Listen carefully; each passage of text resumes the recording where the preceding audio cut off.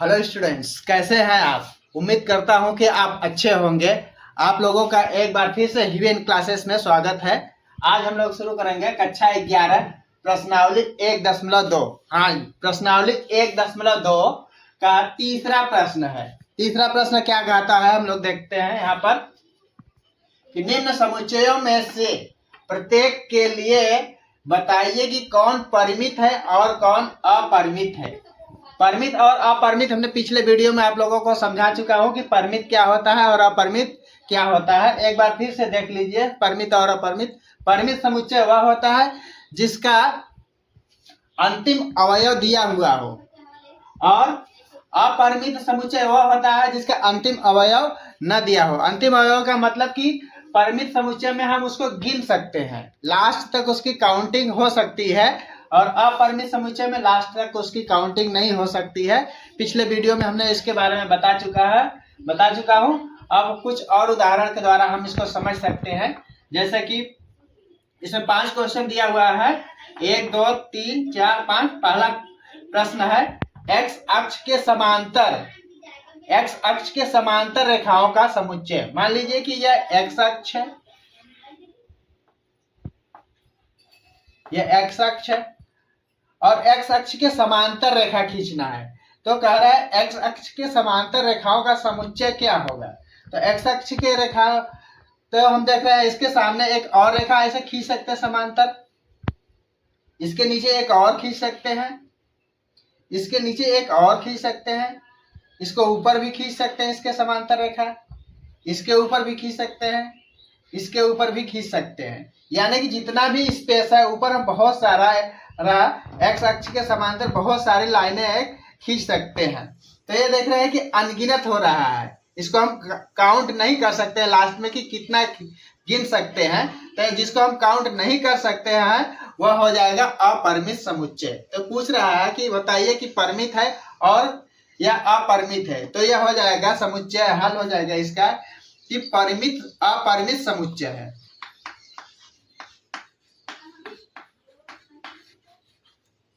अपरिमित समुच्चय। अपरिमित समुच्चय में क्या होता है कि लास्ट का एंड पॉइंट, अंतिम अवयव मतलब नहीं दिया रहता है कि अंतिम अवयव क्या होगा। तो अंतिम अवयव कौन सी लाइन होगी इसमें हम नहीं बता सकते हैं, तो इसलिए यह अपरिमित समुच्चय होगा। क्वेश्चन 3 का सेकेंड पार्ट है, इसमें भी हमें बताना है कि परिमित होगा कि अपरिमित होगा। तो अंग्रेजी वर्णमाला के अक्षरों का समुच्चय, अंग्रेजी वर्णमाला के समुच्चय बताना है, अंग्रेजी वर्णमाला के अक्षरों का समुच्चय।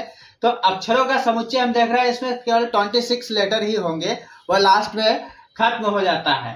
तो यह हो जाएगा परिमित समुच्चय। जैसे कि मान लीजिए इस सेट का नाम हम रख लेते हैं ए समुच्चय का। तो हम लिखेंगे अंग्रेजी वर्णमाला के समुच्चय ए लिखेंगे, बी लिखेंगे, सी लिखेंगे, डी लिखेंगे, ई लिखेंगे। इस तरीके से लिखते हुए लास्ट में जो कि जेड आएगा, जेड के बाद कोई नहीं आएगा। तो इसका मतलब कि यह हो गया कि यह परिमित समुच्चय है, क्योंकि इसका अंत है मतलब कि अंतिम अवयव दिया गया है। इसके अंदर एबीसीडी जो लिखा है, जितने भी लेटर आएंगे हम उसको गिन सकते हैं। जब हम उसको गिन सकते हैं और उसका अंतिम अवयव दिया रहता है तो वो हो जाता है परिमित समुच्चय। यदि अंतिम अवयव नहीं रहता है तो वो अपरिमित समुच्चय हो जाता है, लेकिन इसको हम गिन सकते हैं और इसका अंतिम अवयव होता है, इसलिए यह हो गया परिमित समुच्चय। थर्ड पॉइंट है कि उन संख्याओं का समुच्चय जो 5 का गुणज है। 5 का गुणज होने का मतलब कि 5 से वह पूरा विभाजित हो जाए, कट जाए। तो ऐसे को हम कहेंगे 5 का गुणज है। जैसे कि 5 खुद है, 10 है, फिर उसके बाद 15 है, 20 है, 25 है, 30 है। ऐसे बहुत सारी संख्याएं हैं जो 5 का गुणज है, यानी कि 5 उसको पूरी तरीके से विभाजित कर सकता है, शेष नहीं बचेगा। तो बहुत सारी संख्या है, तो ऐसी संख्या जो बहुत सारी हो वह अपरिमित समुच्चय में होगा। इसका यदि हम सेट बनाना चाहे, समुच्चय बनाएंगे तो हो जाएगा, मान लीजिए 5 तो खुद होगा जो 5 का गुणज है, उसके बाद 10 होगा, 15 होगा, 20 होगा, 25 होगा, 30 होगा। इस तरीके से हम लिखते ही जाएंगे, चाहे जितना लिखते ही जाएंगे वो 5 का गुणज बहुत सारे, अंतिम हम नहीं प्राप्त कर सकते कि अंतिम कौन है। जो 5 का लास्ट गुणज है। अंतिम हम जब नहीं प्राप्त कर सकते हैं, यानी कि अंतिम अवयव नहीं लिखा गया है, नहीं प्राप्त हो पा रहा है, तो वह होगा अपरिमित समुच्चय। तो इसका हल हो जाएगा, यह अपरिमित समुच्चय है, अपरिमित समुच्चय।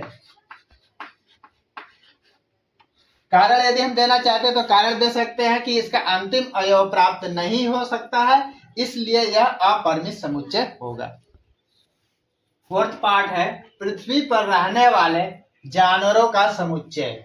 यदि पृथ्वी पर रहने वाले जानवरों का हम समुच्चय बनाए तो देखेंगे कि पृथ्वी पर ऐसे तो बहुत सारे जानवर रहते हैं, बहुत मुश्किल है उसको गिनना। बहुत सारे जानवर है जिसको बहुत कठिनाई से हम गिन सकते हैं, लेकिन यदि हम उसको ध्यान से गिने, बैठ करके गिनना प्रारंभ कर दे, तो हम पृथ्वी पर सभी जानवरों को गिन सकते हैं कि कितने जानवर है। जब हम गिन सकते हैं तो वह हो जाएगा परिमित समुच्चय। लास्ट अवयव हमें प्राप्त हो सकता है कि लास्ट में आखिर कितने जानवर हैं, तो यह हो जाएगा परिमित समुच्चय। क्यों? क्योंकि इसको लास्ट में हम गिन सकते हैं, इसके अंतिम अवयव को फाइंड कर सकते हैं। पूरे पृथ्वी पर जितने भी जानवर हैं हम उसको आसानी से गिन सकते हैं, गिनना चाहे तो। जब हम गिन सकते हैं तो यह परिमित समुच्चय है। उसके बाद है फिफ्थ पार्ट, मूल बिंदु 0 0 से होकर जाने वाले वृत्तों का समुच्चय। मूल बिंदु 0 0 से, मान लीजिए कि मूल बिंदु है कोई 0 0, यहां से होकर जाने वाले वृत्त, मान लीजिए यहां से एक वृत्त हमने खींचा ऐसे, तो एक और वृत्त यहां से खींच सकते हैं। यहां से हम चाहे तो एक और वृत्त खींच सकते हैं, इसको ऊपर से चाहे तो और वृत्त खींच सकते हैं, इसके ऊपर से चाहे तो और वृत्त खींच सकते हैं। यानी इस बिंदु से हम अनगिनत वृत्त खींच सकते हैं। इतना वृत्त खींच सकते हैं कि हम खुद काउंट नहीं कर सकते हैं, गिन नहीं सकते हैं।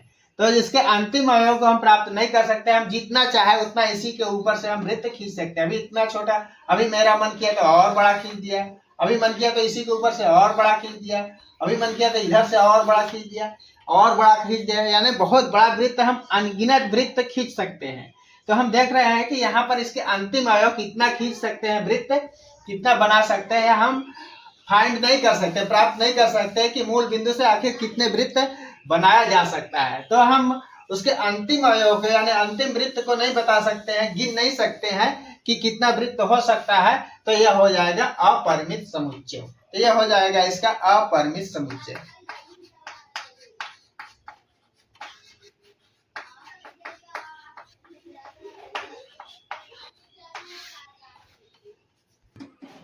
चौथा प्रश्न है, निम्नलिखित में बताइए कि a बराबर b है अथवा नहीं।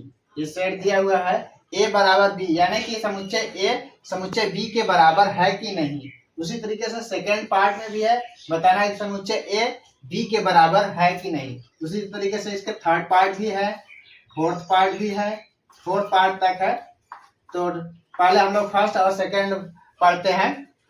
तो इसमें समुच्चय ए में दिया है ए बी सी डी, और बी में देखते हैं तो इसमें देख रहे हैं ए है, इसमें भी ए है, दोनों में ए है, इसमें भी बी है और इसमें भी बी है, इसमें भी सी है, इसमें भी सी है, इसमें भी डी है, इसमें भी डी है। यानी कि जो समुच्चय ए में लिखा है वही चीज समुच्चय बी में लिखा है, लेकिन आगे पीछे करके लिखा गया है। तो आगे पीछे करके लिखा गया है, इससे मतलब नहीं है वह अवयव है कि नहीं है, वह अवयव आगे पीछे हो सकता है, लेकिन सेम अवयव जो ए में है वही अवयव जो कि बी में होना चाहिए। यदि सेम अवयव है तो हम कह सकते हैं कि समुच्चय ए समुच्चय बी के बराबर है। तो यहाँ पर हम देख रहे हैं सभी अवयव जो समुच्चय ए में है वही समुच्चय बी में भी दोनों सेम मिल रहा है, तो हम कह सकते हैं कि समुच्चय ए बराबर समुच्चय बी है।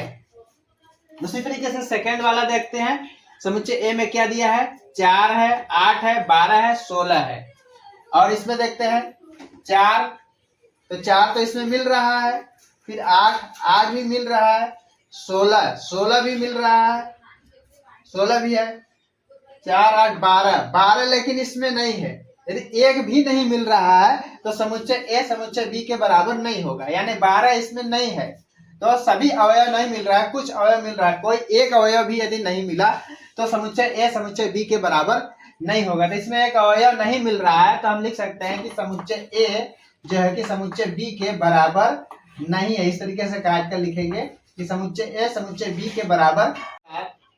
थर्ड पार्ट है समुच्चय ए 2, 4, 6, 8 और 10 दिया गया है और इसका समुच्चय निर्माण रूप नीचे दिया गया है। बी सेट है इसका समुच्चय निर्माण रूप में लिखा है कि x सच दैट x सम धन पूर्णांक संख्या है, सम धन पूर्णांक संख्या, और वह जो संख्या है 10 से कम होना चाहिए और सम संख्या होना चाहिए। तो सम संख्या होना चाहिए और 10 के बराबर भी होना चाहिए।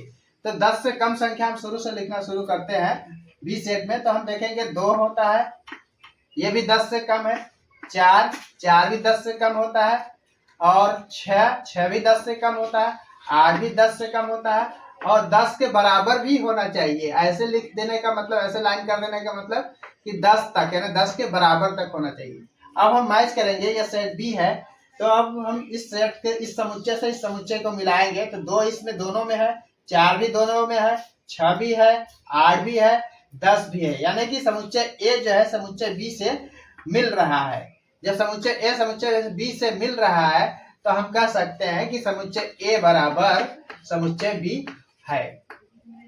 सेम उसी तरीके से इसका फोर्थ पार्ट दिया हुआ है, यह जो कि समुच्चय निर्माण रूप इस बार दिया हुआ है। यहाँ पर समुच्चय निर्माण रूप में x सच दैट x संख्या 10 का गुणज है। तो 10 का गुणज हम लिख करके इसमें चेक करते हैं कि इसके बराबर है कि नहीं है। तो 10 के गुणज यहाँ पर a को लिखते हैं, 10 का गुणज क्या होगा, 10 खुद होगा, 10 से कम 10, फिर उसके बाद 10 दूना 20 होगा, 10 तिहाई 30 होगा, 10 चौका 40 होगा, 10 पचे 50 होगा, ऐसे हो बहुत सारी संख्या होगा। अब हम इसको ए से बी को मैच करेंगे, ए से बी से मैच करेंगे, यदि मिल रहा है तो हम कह सकते हैं कि समुच्चय ए समुच्चय बी के बराबर है अथवा नहीं बराबर है। तो ये देख रहे हैं कि ये 10 इसमें भी है, इसमें भी है, दोनों में 10 मिल रहा है, लेकिन 15 नहीं मिल रहा है, एक संख्या नहीं मिल रहा है। 20 मिल रहा है, 30 भी मिल रहा है, लेकिन 25 नहीं मिल रहा है, 25 नहीं मिल रहा है, 15 नहीं मिल रहा है। तो हम कह सकते हैं कि समुच्चय ए जो कि समुच्चय बी के बराबर नहीं है, यह समुच्चय ए समुच्चय बी के बराबर नहीं। इस तरीके से प्रश्न संख्या 4 हमारा समाप्त होता है।